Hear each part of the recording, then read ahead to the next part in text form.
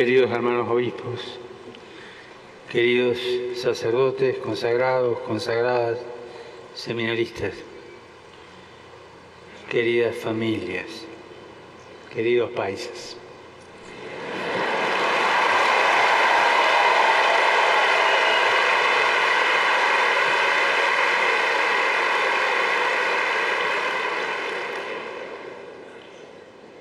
La alegría de la vida verdadera que acabamos de escuchar del Evangelio de Juan se da en el contexto de la última cena de Jesús. En ese ambiente de intimidad, de cierta tensión, pero cargada de amor, el Señor lavó los pies de los suyos, quiso perpetuar su memoria en el pan y el vino, y también les habló a los que más quería desde lo hondo de su corazón.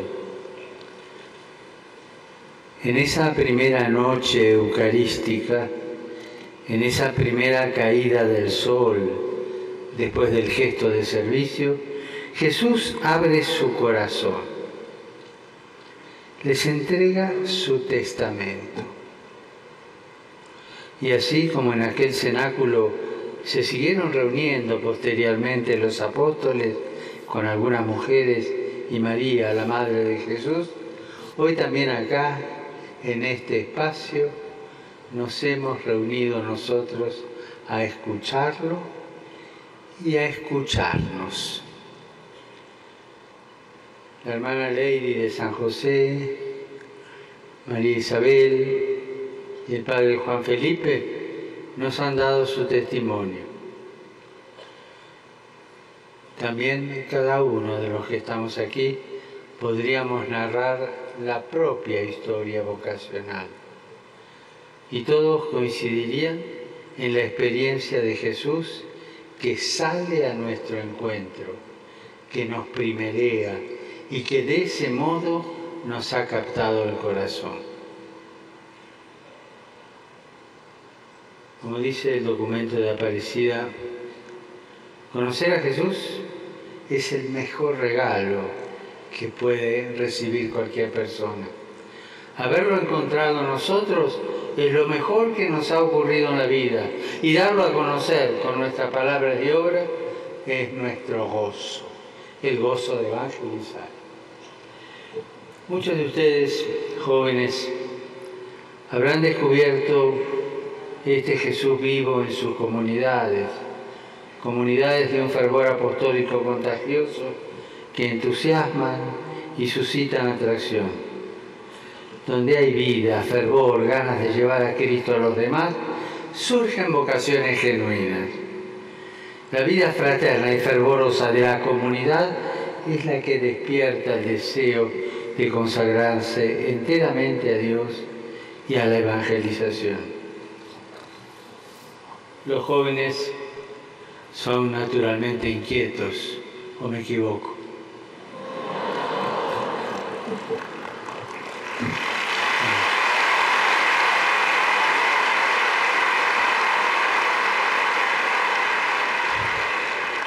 Y aquí quiero detenerme un instante y hacer memoria dolorosa. Es un paréntesis. Los jóvenes son naturalmente inquietos. Inquietud tantas veces engañada, destruida por los sicarios de la droga.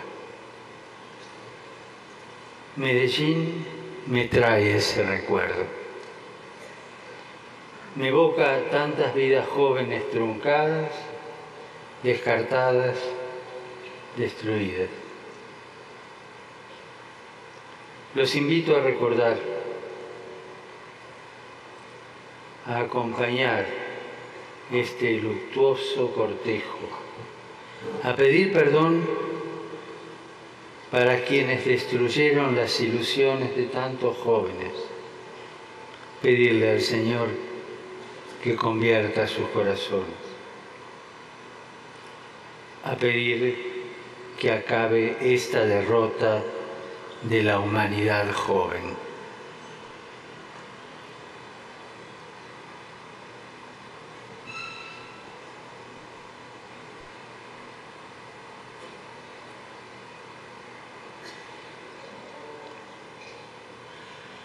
Los jóvenes son naturalmente inquietos. Y si bien asistimos a una crisis del compromiso y de los lazos comunitarios, son muchos los jóvenes que se solidarizan ante los males del mundo y se embarcan en diversas formas de militancia y de voluntariado. Son muchos. Y algunos, sí, son católicos practicantes. Otros son católicos al agua de rosa, como decía mi abuela, ¿no? Otros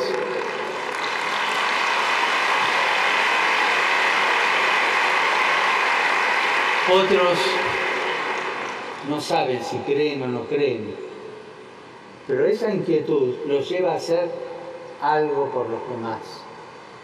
Esa inquietud hace llenar los voluntariados de todo el mundo de rostros jóvenes.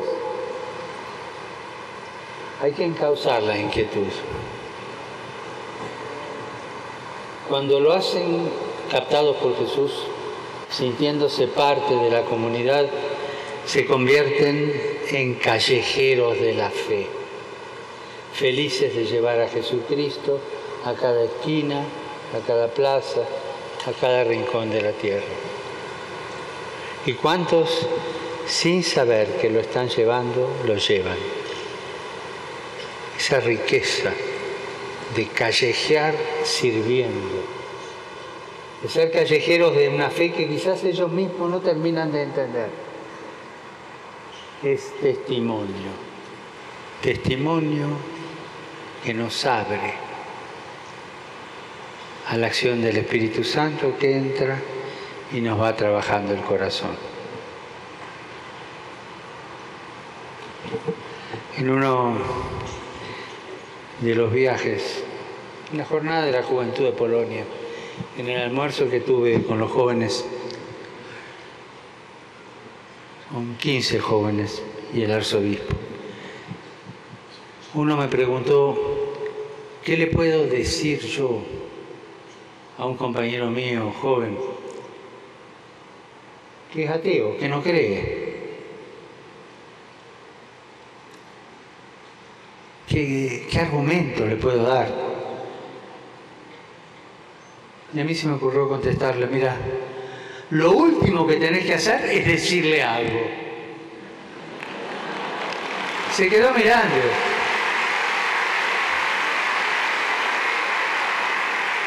Empezá a hacer, empezá a comportarte de tal manera que la inquietud que él tiene adentro lo haga curioso y te pregunte. Y cuando te pregunte por tu testimonio, ahí podés empezar a decir algo. Es tan importante ese callejear la fe, callejear la vida. Y esa es la vid a la que se refiere Jesús en el texto que hemos proclamado. La vid es todo ese pueblo de la alianza. Profetas como Jeremías, Isaías, Ezequiel, se refieren a él como una vid.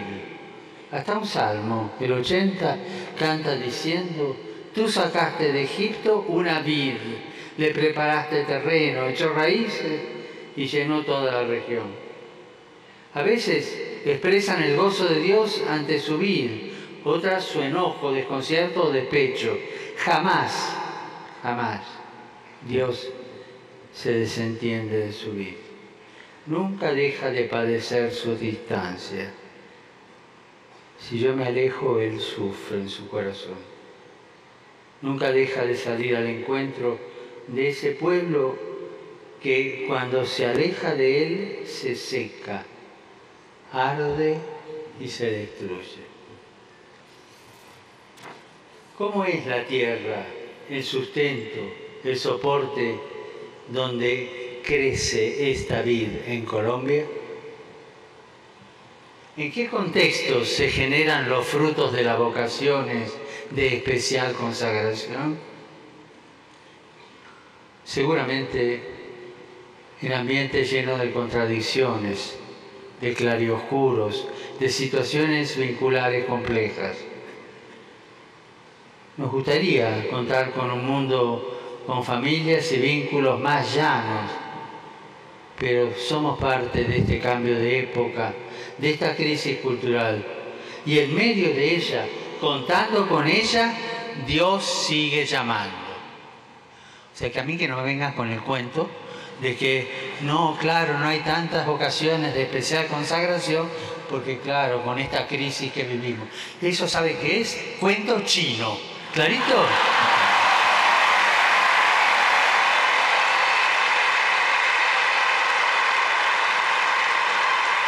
Aún en medio de esta crisis, Dios sigue llamando. Sería casi evasivo pensar que todos ustedes han escuchado el llamado de Dios en medio de familias sostenidas por un amor fuerte y lleno de valores como la generosidad, el compromiso, la fidelidad o la paciencia. Algunos sí, pero no todos. Algunas familias, quiera Dios que muchas, son así. Pero tener los pies sobre la tierra es reconocer que nuestros procesos vocacionales, el despertar del llamado de Dios, nos encuentra más cerca de aquello que ya relata la palabra de Dios y de lo que tanto sabe Colombia. Un sendero de sufrimiento y de sangre. La violencia fratricida de Caín sobre Abel y los distintos litigios entre los hijos y entre las esposas de los patriarcas Abraham, Isaac y Jacob, llegando luego a las tragedias que llenan de sangre a la familia de David, hasta las múltiples dificultades familiares que surcan la narración de Tobías o la amarga confesión de Job abandonado. Y desde el comienzo ha sido así. No piensen en la situación ideal. Esta es la situación real. Dios manifiesta su cercanía y su elección donde quiere, en la tierra que quiere y como esté en ese momento, con las contradicciones concretas, como Él quiere. Él cambia el curso de los acontecimientos al llamar a los hombres y mujeres en la fragilidad de la propia historia personal y comunitaria. No le tengamos miedo a esta tierra compleja. Antenoche, una chica con capacidades especiales en el grupo que me dio la bienvenida en la anunciatura, habló que en el núcleo de lo humano está en la vulnerabilidad.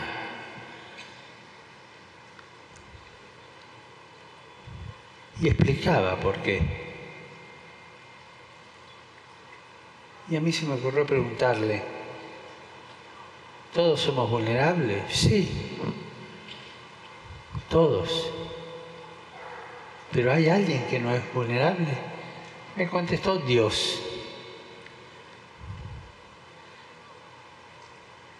Pero Dios quiso hacerse vulnerable y quiso salir a callejear con nosotros.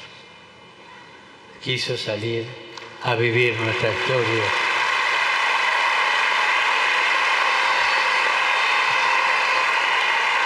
Tal como era. Quiso hacerse hombre en medio de una contradicción, en medio de algo incomprensible, con la aceptación de una chica que no comprendía pero obedeció, y de un hombre justo que siguió lo que le fue mandado. Pero todo eso en medio de contradicciones. No tengamos miedo en esta tierra compleja. Dios siempre ha hecho el milagro de generar buenos racimos como las arepas al desayuno.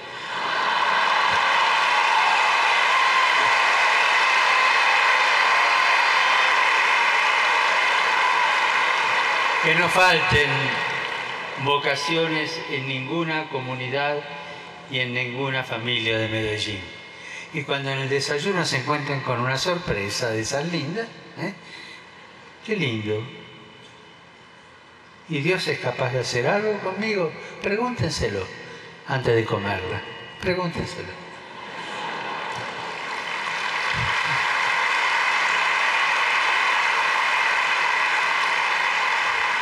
Y esta bien, que es la de Jesús, tiene el atributo de ser la verdadera. Él ya utilizó este término en otras ocasiones, en el Evangelio de Juan. La luz verdadera, el verdadero pan del cielo o el testimonio verdadero.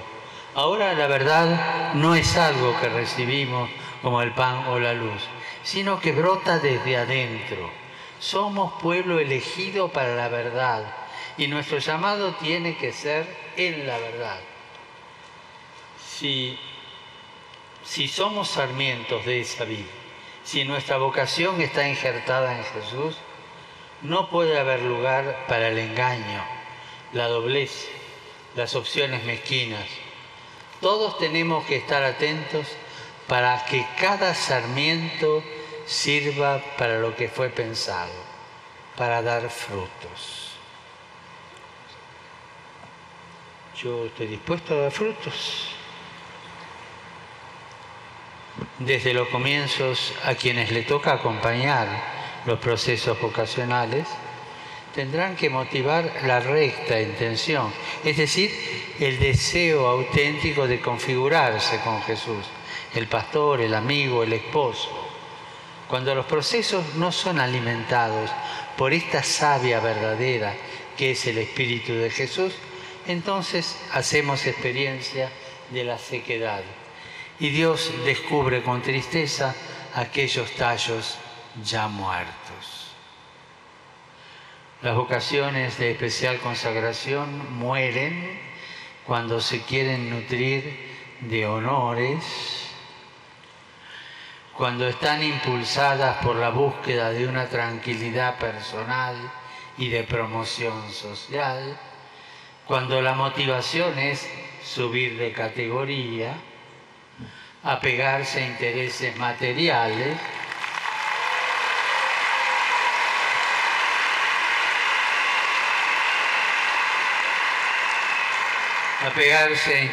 materiales, que llegan incluso a la torpeza del afán de lucro. Lo dije ya en otras ocasiones y lo quiero repetir como algo que es verdad y es cierto. No se olviden, el diablo entra por el bolsillo. Siempre.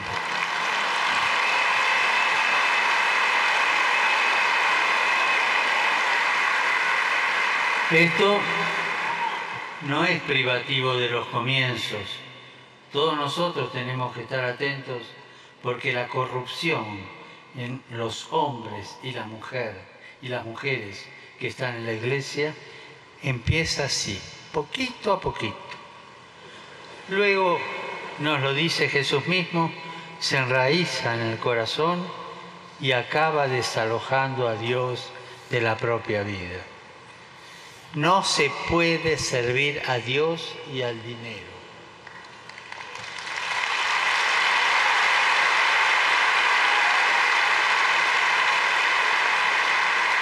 Jesús dice, no se puede servir a Dios a dos señores. O sea, a dos señores, como si hubiera solo dos señores en el mundo. No se puede servir a Dios y al dinero. Jesús le da categoría de Señor al dinero. ¿Qué quiere decir? Que si te agarra, no te suelta. Será tu Señor desde tu corazón. Cuidado. No podemos aprovecharnos No podemos aprovecharnos de nuestra condición religiosa y de la bondad de nuestro pueblo para ser servidos y obtener beneficios materiales.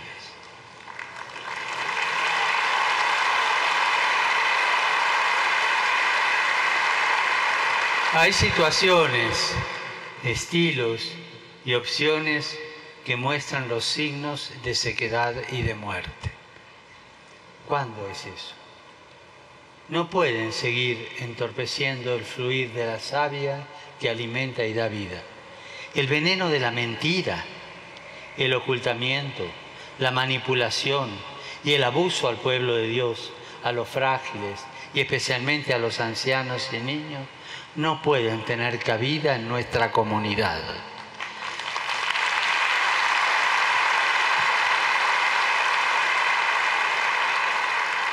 Cuando una consagrada, una comunidad, una institución, llámese parroquia, lo que sea, opta por ese estilo, es una rama seca. Solo hay que sentarse y esperar que el Señor la venga a cortar. Pero Dios no solo corta. La alegoría continúa diciendo que Dios limpia la vid de imperfecciones. Tan linda es la poda. Duele, pero es linda. La promesa es que daremos fruto y en abundancia, como el grano de trigo, si somos capaces de entregarnos, de donar la vida libremente. Tenemos en Colombia ejemplos de que esto es posible.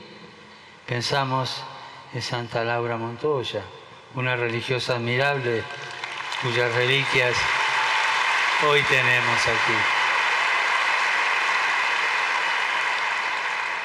Ella desde esta ciudad se prodigó en una gran obra misionera en favor de los indígenas de todo el país. La mujer consagrada, cuánto nos enseña de entrega silenciosa, abnegada, sin mayor interés que expresar el rostro maternal de Dios. Asimismo podemos recordar al beato Mariano de Jesús Euseollos,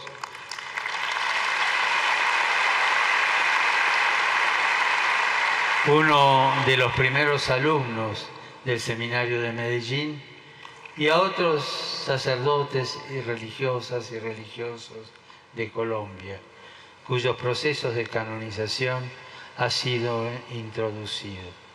Como también otros tantos, miles de colombianos anónimos que en la sencillez de su vida cotidiana han sabido entregarse por el Evangelio y que ustedes seguramente llevarán en su memoria y serán estímulos de entrega. Todos nos muestran que es posible seguir fielmente la llamada del Señor, que es posible dar mucho fruto, aún ahora en estos tiempos y en este sitio. La buena noticia es que Él está dispuesto a limpiarnos.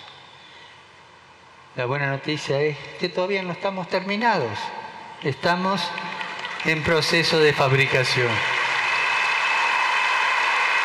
Que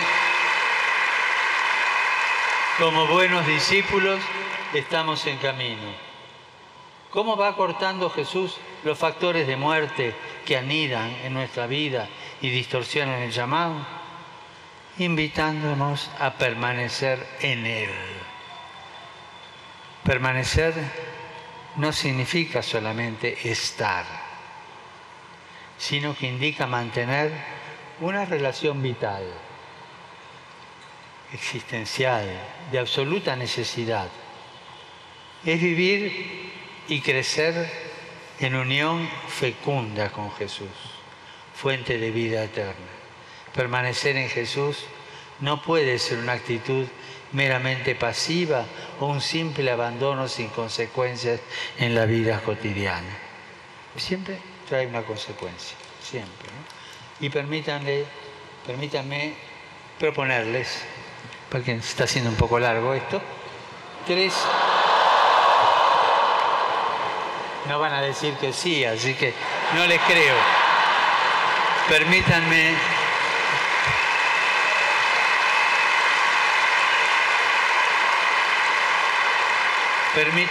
proponerles 3 modos de hacer efectivo este permanecer, o sea que los puede ayudar a permanecer en Jesús. Primero, permanecemos en Jesús tocando la humanidad de Jesús, con la mirada y los sentimientos de Jesús, que contempla la realidad, no como juez, sino como buen samaritano, que reconoce los valores del pueblo con el que camina, así como sus heridas y sus pecados, que descubre el sufrimiento callado y se conmueve ante las necesidades de la persona, sobre todo cuando éstas se ven avasalladas por la injusticia, la pobreza indigna, la indiferencia o por la perversa acción de la corrupción y la violencia.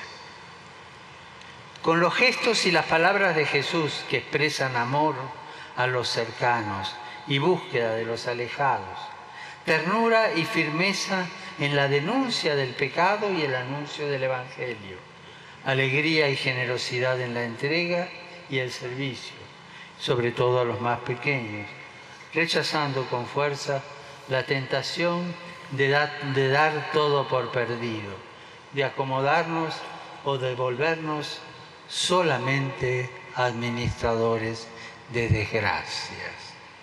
¿Cuántas veces escuchamos hombres y mujeres consagrados que parece que en vez de administrar gozo, alegría, crecimiento, vida, administran desgracia y se la pasan lamentándose de las desgracias de este mundo? Es la esterilidad de quien es incapaz de tocar la carne sufriente de Jesús.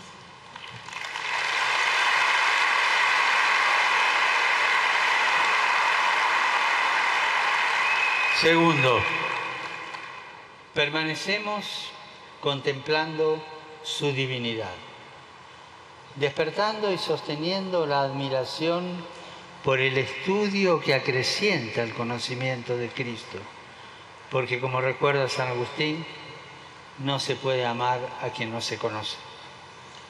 Privilegiando para ese conocimiento el encuentro con la Sagrada Escritura, especialmente el Evangelio, donde Cristo nos habla, nos revela su amor incondicional al Padre, nos contagia la alegría que brota de la obediencia a su voluntad y al servicio a sus hermanos. Yo les quiero hacer una pregunta, pero no me la respondan. Se la responde cada uno a sí mismo. ¿Cuántos minutos o cuántas horas leo el Evangelio o la Escritura por día?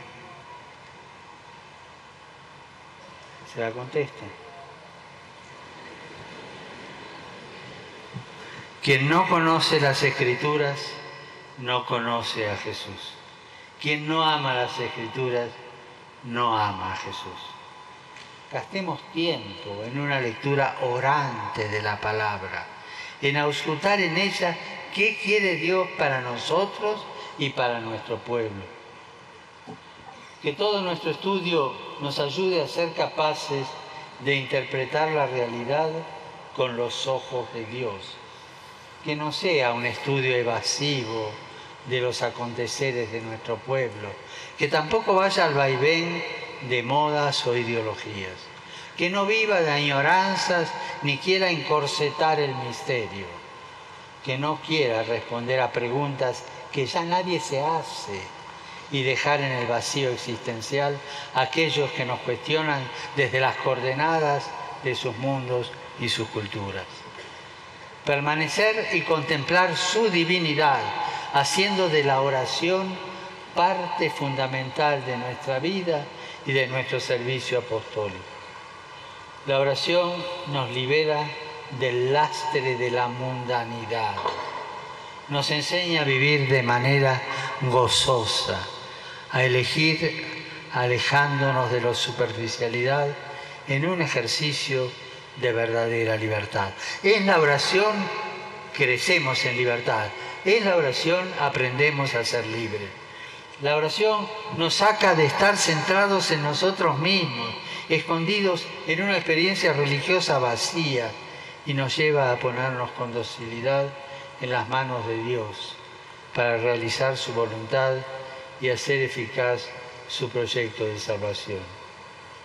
Y en la oración yo les quiero aconsejar una cosa también. Pidan, contemplen, agradezcan, intercedan, pero también acostúmbrense a adorar. No está muy de moda adorar. Acostúmbrense a adorar.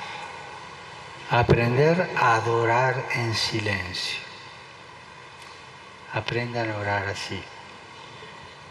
Seamos hombres y mujeres reconciliados para reconciliar. Haber sido llamados no nos da un certificado de buena conducta e impecabilidad. No estamos revestidos de una aureola de santidad.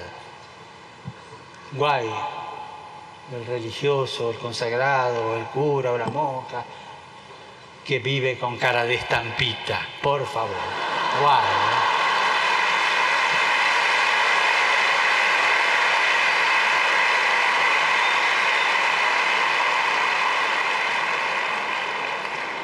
Todos somos pecadores. Todos necesitamos del perdón y la misericordia de Dios para levantarnos cada día. Él arranca lo que no está bien y hemos hecho mal, lo echa fuera de la viña, lo quema, nos deja limpios para poder dar fruto. Así es la fidelidad misericordiosa de Dios para con su pueblo, del que somos parte. Él nunca nos dejará tirados al costado del camino, nunca. Dios hace de todo para evitar que el pecado nos venza y que después nos cierre las puertas de nuestra vida a un futuro de esperanza y de gozo. Él hace de todo para evitar eso. Y si no lo logra, se queda al lado. Hasta que se me ocurra mirar para arriba, porque me doy cuenta que estoy caído. Así es Él.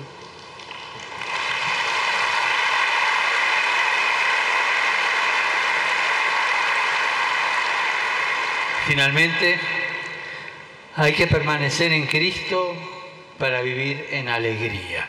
Tercero, permanecer para vivir en alegría. Si permanecemos en Él, su alegría estará con nosotros. No seremos discípulos tristes y apóstoles amargados. Lean el final de Evangelii Nuntiandi. Nos aconseja esto. Al contrario, reflejaremos y portaremos la alegría verdadera, el gozo pleno que nadie nos va a poder quitar. Difundiremos la esperanza de nuestra vida que Cristo nos ha traído. El llamado de Dios no es una carga pesada que nos roba la alegría. ¿Que es pesada? A veces sí, pero no nos roba la alegría. A través de ese peso también nos da la alegría.